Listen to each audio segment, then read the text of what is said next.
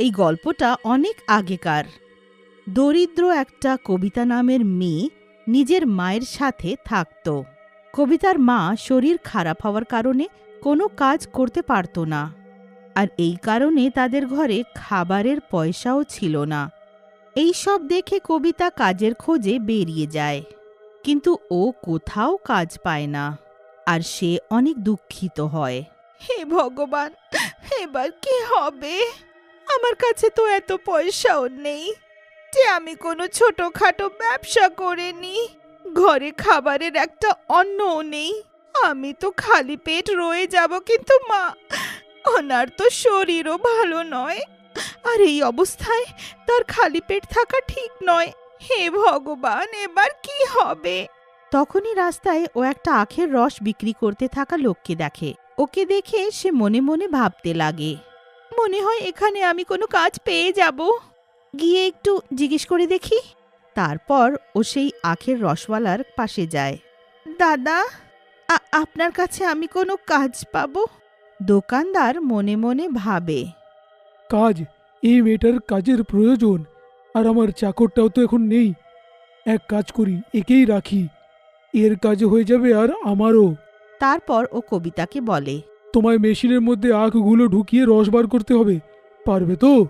কবিতা খুশি হয়ে তাকে উত্তর দেয়, হ্যাঁ হ্যাঁ, আমি করব।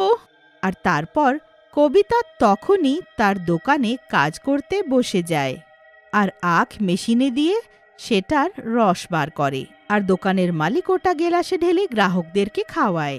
এইভাবে কাজ করতে করতে সারা দিন পেরিয়ে যায়, আর সন্ধে সময় দোকানদার তার ছুটি করে দেয়, আর তাকে কিছু পয়সা দেয়। পয়সাগুলো হাতে নিয়ে কবিতা অনেক খুশি হয়। আমার পরিশ্রমের রোজগার, এবার মা বাবাকে খালি পেট থাকতে হবে না, আর তাদের ওষুধও হয়ে যাবে।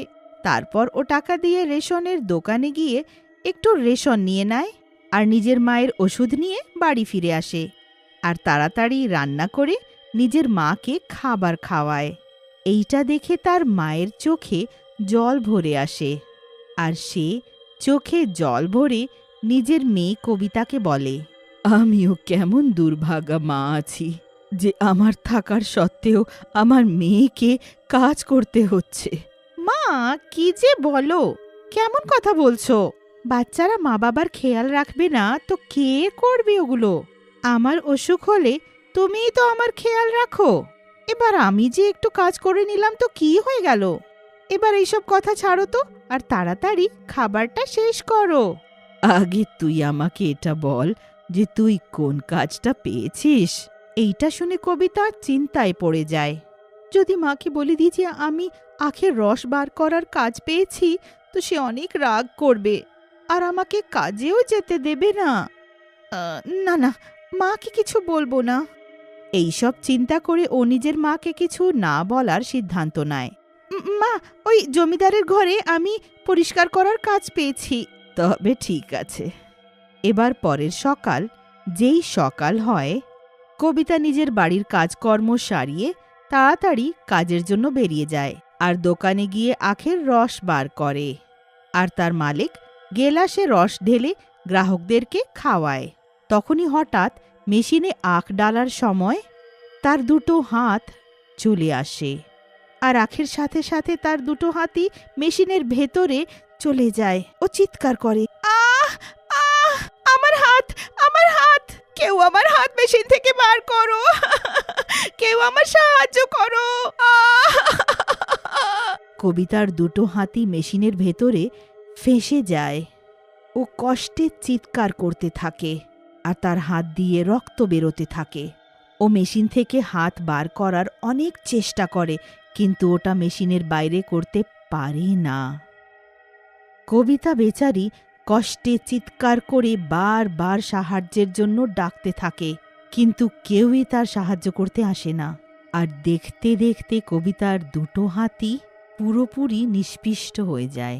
এই কারণে তার অনেক রক্তপাত হয়, আর ও অজ্ঞান হয়ে পড়ে যায়, আর ও মারা যায়। ও একটা ডাইনি হয়ে যায়। এবার রাতে ডাইনি নিজের দুটো কাটা হাত দেখে জোরে কাঁদতে লাগে।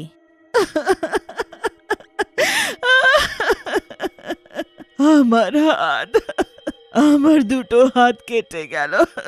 কবিতা নিজের দুটো হাতের দিকে তাকিয়ে কাঁদতে থাকে। তখনই তার নজর নিচে মাটিতে যায়। এইটা এটা তো আমি আছি, কিন্তু আমি নিচে পড়ে আছি কি করে? এইটা দেখে ও জোরে কাঁদতে লাগে। না না, আমার সাথে এটা হতে পারে না, আমি মরতে পারি না। এবার আমার মায়ের কি হবে?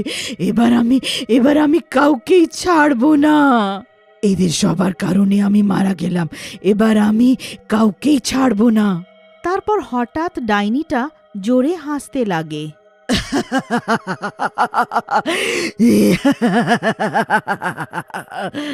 এদের কারণে আমার হাত কাটা হলো, এইভাবে আমি ওদের হাতও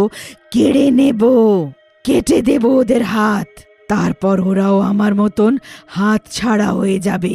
তারপর সেই হাতহীন ডাইনি পুরো গ্রামে ঘুরতে লাগে।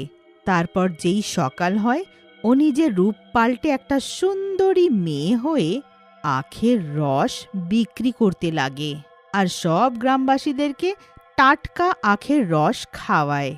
ওটা সব গ্রামবাসীদের অনেক পছন্দ হয়। এবার ডাইনি মনে মনে খুশি হতে লাগে। তারপর পরের দিন ডাইনিটা আবার মেয়ের রূপ নিয়ে আখের রস বিক্রি করে। আখের রস খেয়ে নাও, টাটকা টাটকা, যে কেউ আমার আখের রস খাবে সে ঠান্ডা হয়ে যাবে। তখনই ওখান থেকে যেতে থাকা একটা লোক সেই মেয়েটার ঠেলা দেখে থেমে যায়। লোকটা মেয়ের কাছে গিয়ে তার কাছে টাটকা আখের রস চাইতে লাগে। এক্ষুনি খাওয়াচ্ছি, কিন্তু আমার সাহায্য করতে হবে। আরে মামুনি, সাহায্য করতে তৈরি, একবার শুধু বলে তো দেখো। লোকটার কথা শুনে ডাইনি মনে মনে বলে, আমাকে তোর প্রাণ নয়, তোর হাত চাই, আর তাও দুটো হাত। তারপর তুই আমার মতনই হাতহীন হয়ে যাবি। তারপর মেয়েটা লোককে মেশিনে আখ দেওয়ার জন্য বলে। লোকটা মেয়ের দিকে তাকিয়ে থাকে আর মেশিনে আখ দিতে লাগে। তখনই মেয়েটা ডাইনিতে পরিণত হয় আর জোরে হাসতে লাগে। এইটা দেখে লোকটা মেশিনটা ছেড়ে পালাতে লাগে, কিন্তু ডাইনি তাকে ধরে নেয়। পালাচ্ছিস কোথায়? আখের ঠান্ডা ঠান্ডা টাটকা রস খাবি না? তারপর ডাইনি লোকটার দুটো হাত মেশিনে ঢুকিয়ে মেশিনটা চালিয়ে দেয়। লোকটার দুটো হাত মেশিনের ভেতরে ঢুকে চলে যায় আর সেই লোকটা কষ্টে চিৎকার করতে লাগে। আস্তে আস্তে করে লোকটার দুটো হাতই মেশিনে ঢুকে আখের মতন চূর্ণ হয়ে যায় আর সে অজ্ঞান হয়ে পড়ে যায়। ডাইনিকে এইসব করতে দেখে একটা লোক দেখে ফেলে। ও গিয়ে বাকি সব গ্রামবাসীদেরকে সেই ডাইনির সম্বন্ধে বলে। সেই গ্রামবাসীরা একত্রিত হয়ে সেই ডাইনির কাছে পৌঁছয়, যেখানে সে আরেকটা লোকের হাত আখের মেশিনে ঢোকাতে যেতে থাকে। তখনই গ্রামবাসী আর পূজারী ওখানে পৌঁছে যায়।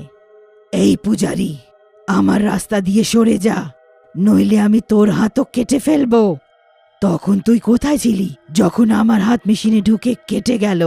আর এরা সবাই দাঁড়িয়ে তামাশা দেখছিল, কেউ আমার প্রাণ বাঁচালো না, আর আমি মারা গেলাম। আর আমার মা যে অসুস্থ আছে, বেচারি কি জানি কি অবস্থায় আছে।